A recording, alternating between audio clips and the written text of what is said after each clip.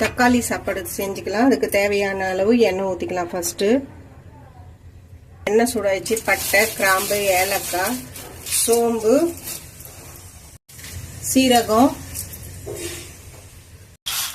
கடலைப்பருப்பு, உளுத்தம்பருப்பு, வேர்க்கடலை செவந்துச்சு. இப்போ பூண்டு போட்டுக்கலாம். காஞ்ச மிளகா, பச்சை மிளகா, கருவேப்பிலை பொடியா நறுக்கணும். பூண்டு ஒரு வெங்காயம் பொடியா நறுக்கு போட்டுக்கலாம். வெங்காயம் இந்த அளவு வதங்கிச்சு.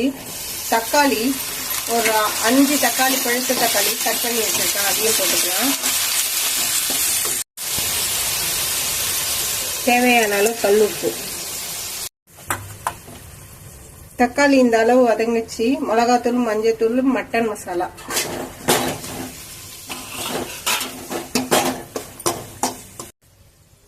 மசாலாலாம் நல்லா பச்சை வாசனை போயிடுச்சு. இப்போ இதுல நம்ம சாப்பாடை போட்டு கலரிட வேண்டியதுதான். ஒரு ஸ்பூன் அளவு நெய் விட்டுக்கலாம். இது மேலேயே பொடியா நறுக்குன கொத்தமல்லி. நம்மளுடைய தக்காளி சாப்பாடு ரெடி ஆயிடுச்சு.